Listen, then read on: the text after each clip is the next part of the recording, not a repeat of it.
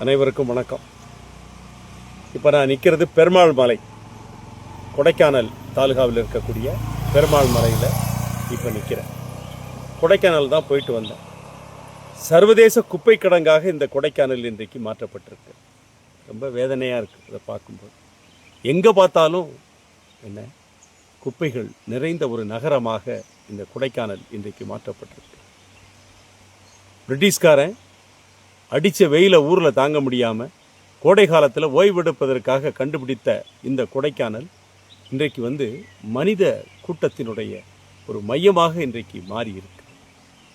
ஒரு புறத்தில் நம்முடைய மக்கள் நல்லா விவசாயம் பண்ணுறான், மேலே வெள்ளைப்பூடு விளைய வைக்கிறான், பேரிக்காய் விளைய வைக்கிறான், கேரட் விளையுது, பீட்ரூட் விளையுது, லூக்கல் விளையுது, எல்லாமே விளையுது, எல்லாம் சந்தோஷம். நீங்கள் நல்லபடியாக விளைய வைக்கிறீங்க. ஆனால் ஒரு விஷயம் தெரிஞ்சுக்கோங்க, எப்படி நீலகிரி மாவட்டத்தில் மலையாளிகளுடைய ஆதிக்கம் இருக்குதோ அதுபோல் கொடைக்கானல்லையும் இருக்குது. என்ன பார்க்கும்போது வேதனையாக இருக்குது.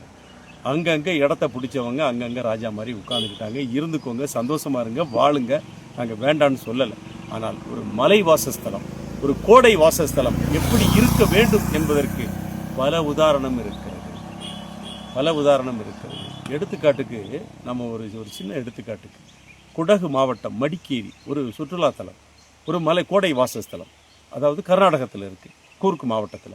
அந்த மடிக்கேரிக்கு நீங்கள் போங்க, அது எப்போதுமே அது ஒரு சுகாதாரமான நகரமாக மாற்றப்பட்டிருக்கிறது. அது ஒரு மலை வாசஸ்தலம்.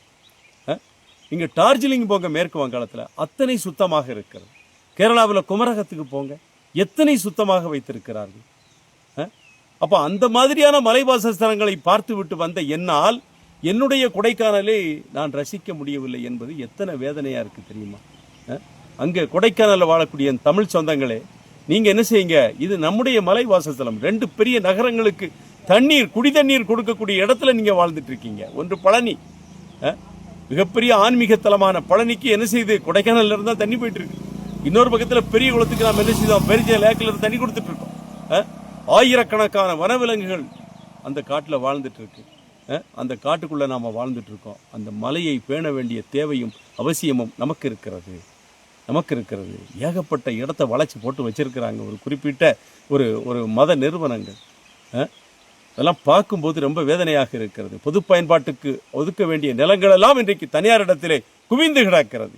கொடைக்கானலில் எங்கே பார்த்தாலும் தங்கும் விடுதி, தடுக்கி விழுந்தா ஒரு தங்கும் விடுதி.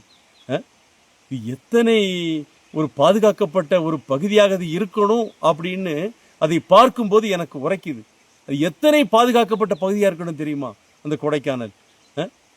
அது பாதுகாத்து வைத்திருக்கிறோமா நாம்? இல்லை.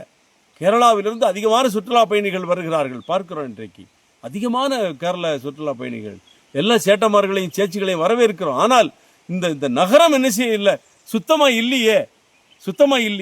அப்போ எவ்வளவு அதை பார்த்துட்டு பெருமாள் மலையிலிருந்து அடுக்க வழியாக கும்பக்கரை அருவிக்கு போகிறோம் நாங்கள். அப்போ இந்த பயணம் ஒரு சந்தோஷமான பயணமாக இல்லை.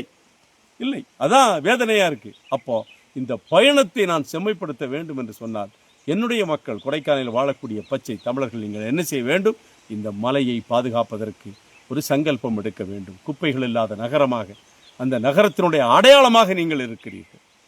அந்த கொடைக்கானல் நகரத்தினுடைய அடையாளமாக நீங்கள் இருக்கிறீர்கள். ஏன் நாட்டில் இருக்கக்கூடிய ஊர்களை பார்த்தா அதே தனிமையில் இந்த மலைவாசஸ்தலமும் இருக்கும்போது உண்மையிலேயே ஒரு வேதனையான நாளாக இன்று மாறி இருக்கிறது. மேலே ஏறும்போது ஒரு சந்தோஷம் இருந்துச்சு, ஆனால் கீழே இறங்கும்போது ஒரு வருத்தத்தோடு இறங்குகிறேன். ரொம்ப வேதனையான விடயமாக இதை பதிவு செய்கிறேன். நன்றி.